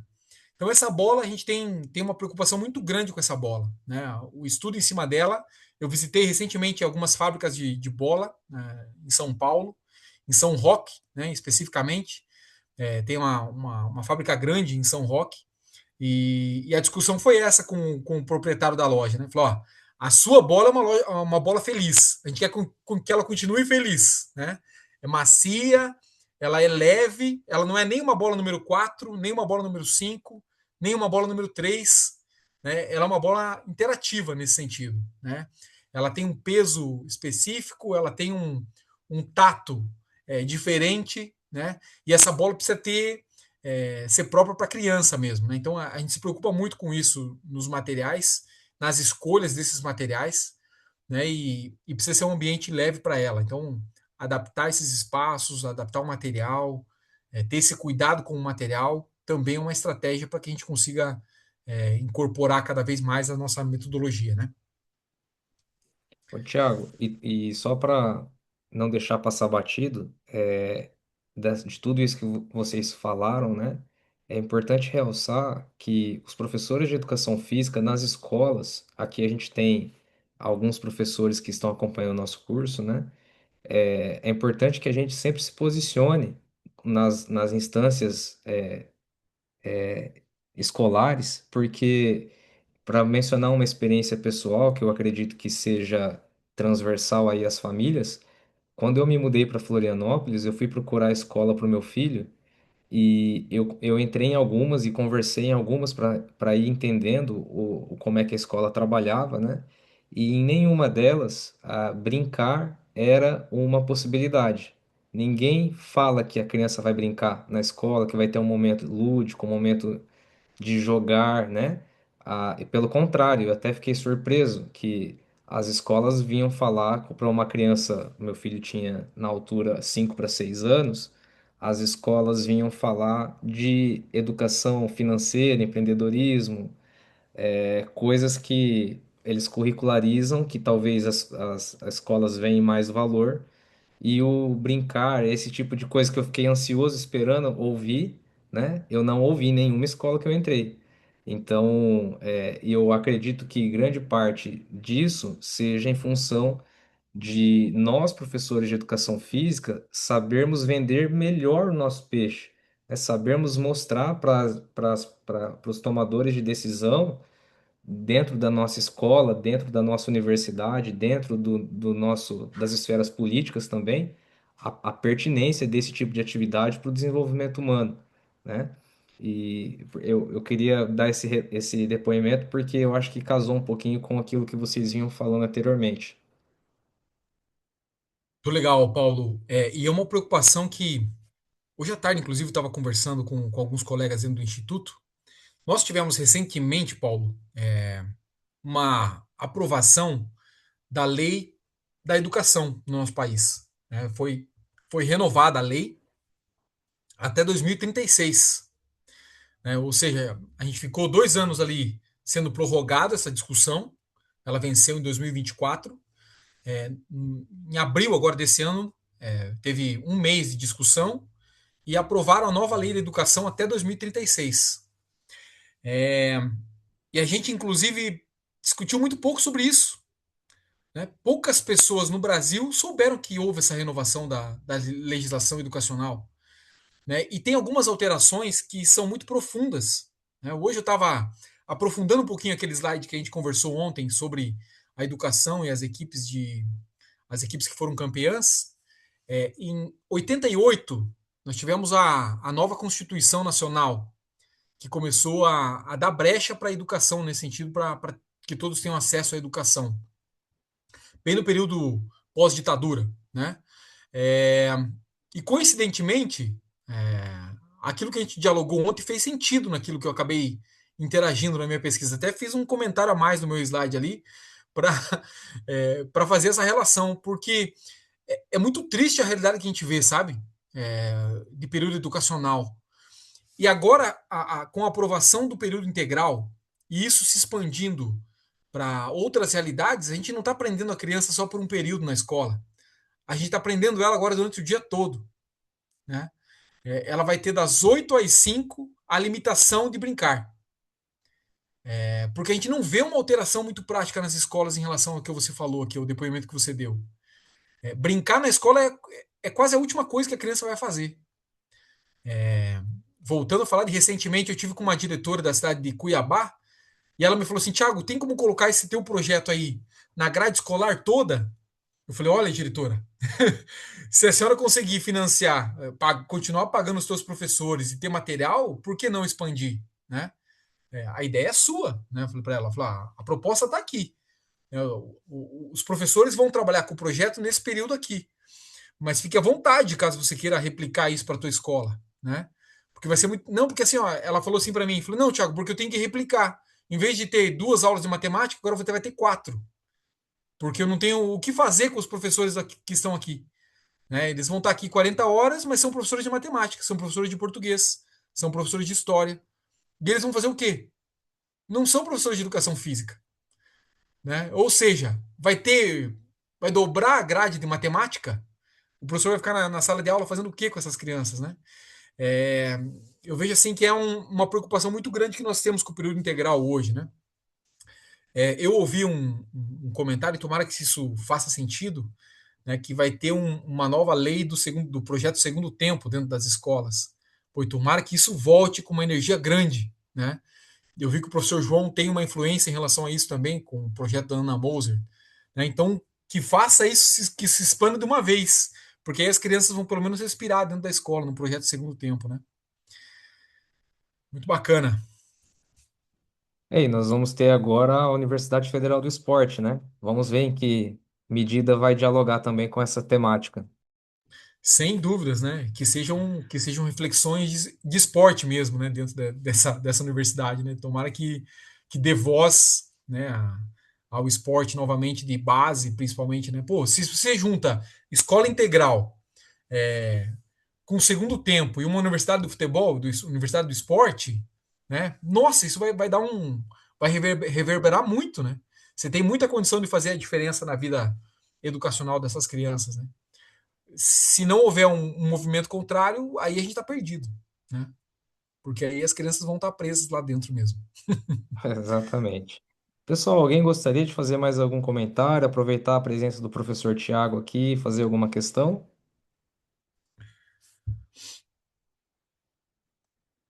Legal, gente, ó. Quero divulgar também aqui, nós teremos o Simpósio Nacional Futebol de Rua.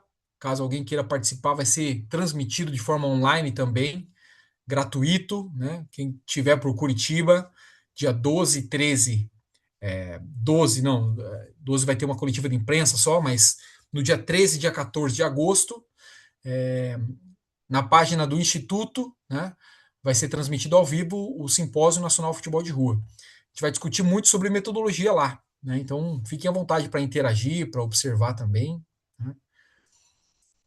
Pessoal, Nós teremos eu, também o simpósio de futebol, né, Paulo? Acabei não falando também do simpósio do futebol, que vai ser na UFSC, né? Eu tive a oportunidade de participar durante um ano. Quero muito tentar colocar na minha agenda e participar nesse ano novamente. Não sei como ainda, mas vou tentar, né? Enfim, boas discussões. Jaderson, eu te interrompi. não, eu que te interrompi. Vamos lá. Eu vi agora você falando sobre a questão da educação física. Eu não sei como é que isso impactou em outras regiões, mas minha formação foi na mesma universidade que eu sou professor hoje, né? E em 97 eu entrei na segunda turma. E quando eu entrei, naquele momento estava muito forte a discussão da educação física enquanto cultura corporal. Nas licenciaturas principalmente.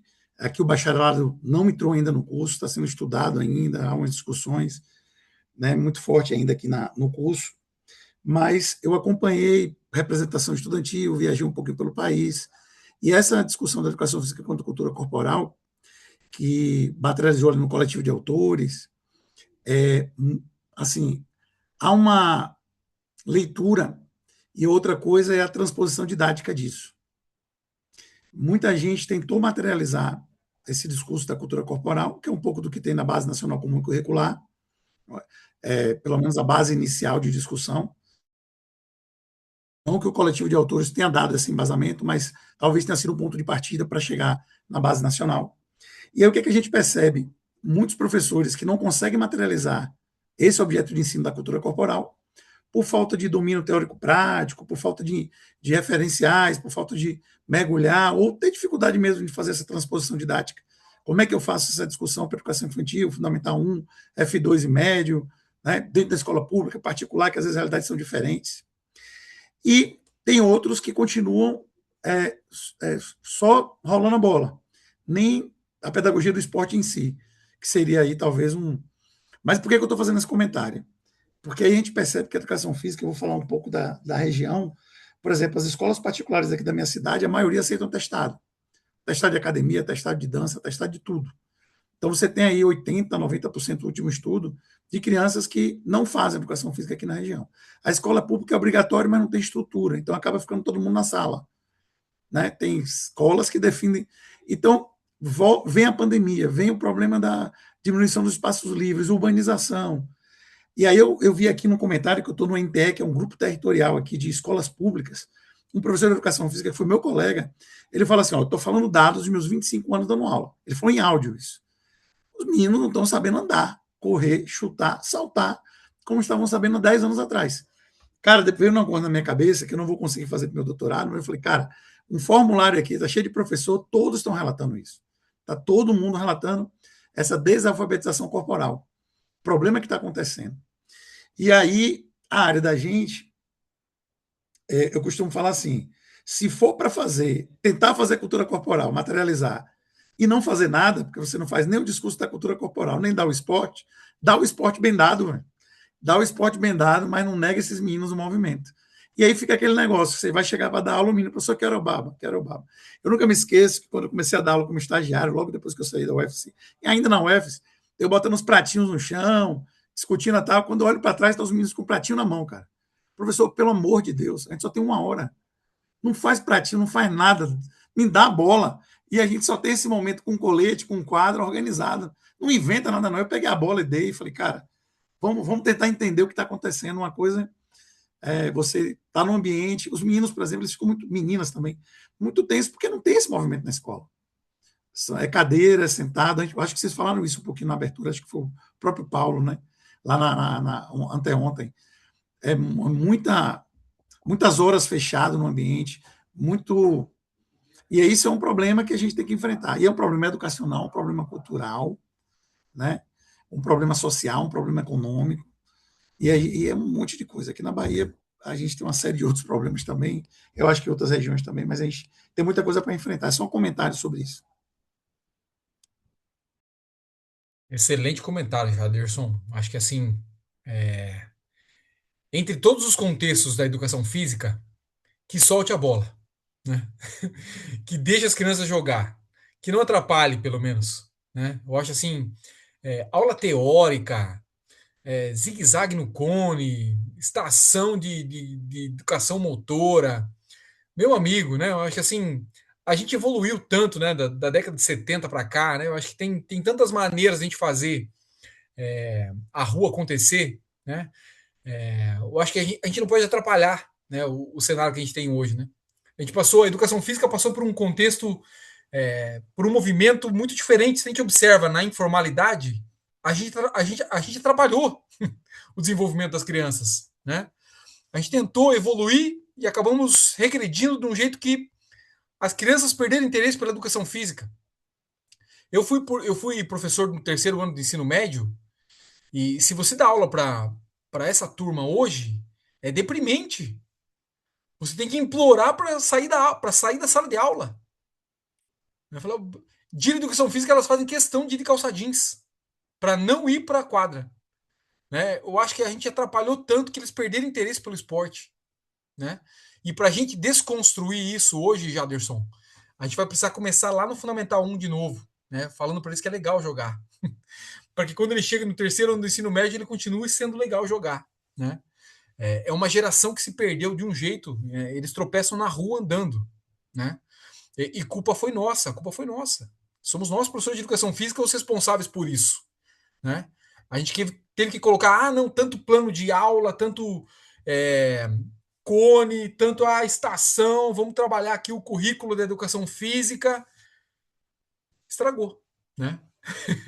E agora são gerações que passam por isso. Né? Assim, nunca falem nunca, né? Mas voltar para a educação física escolar hoje é um sacrifício gigantesco para um professor de educação física. Né? Chegar numa aula de ensino médio e você ter que trabalhar um conteúdo teórico porque eles detestam a quadra. Né? Fazer jogo hoje não tem. Eles não conseguem jogar. Eles não conseguem interagir, né, na quadra. As meninas ficam de um lado, né? Quem é professor aqui talvez tenha mais facilidade, mas não mudou. As meninas ficam de um lado, os meninos do outro. Nem a bola eles querem mais. Né? Então, assim, é deprimente o que a gente passa na educação hoje, né? E a culpa é nossa. Né? Para a gente reverter esse jogo aí, vai ter que ser lá na iniciação de novo, né? Dentro da escola. O cenário é muito triste, o cenário da escola hoje, né? E isso está indo para o futebol. Está indo não, já está no futebol. Né? Você pega o termo escola de futebol e o que você vê hoje é aquilo que a gente trabalhou ontem. Né? A gente quer trabalhar tanto aquela questão, porque a criança tem que aprender a fazer isso, o passe, a condução, o cabeceio. Meu amigo, daqui a pouco eles não vão querer nem ver a bola mais na frente deles. Né? Mas enfim, é isso, senhores. Muito bem, pessoal. Então, com essa fala, eu gostaria de encaminhar para o encerramento aqui do nosso encontro, tá? Nosso último encontro.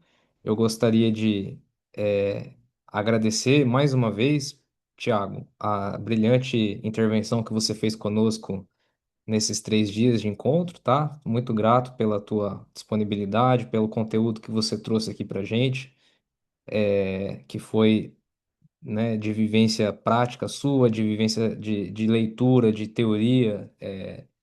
Para nós isso foi muito rico, tá? Então, muitíssimo obrigado. É um, a gente espera permanecer parceiros aí por um longo tempo, tá? Muito obrigado. Gostaria de agradecer a presença de todos os presentes também durante esses 3 dias, tá, pessoal? Muito obrigado pela participação aqui dentro dos nossos 3 encontros. Dizer que quem tiver interesse, né, em continuar acompanhando aqui o nosso trabalho, a gente tem as redes sociais, é o @cdff.ufsc no Instagram, tá? E o no PDF lá no Instagram também, tá? Tem a minha página pessoal também, que é o paulo.hborges, acho que é isso. E o seu, Thiago, se você puder também falar para eles, o seu arroba, no caso, Thiago Fila. isso, mais fácil do que o meu.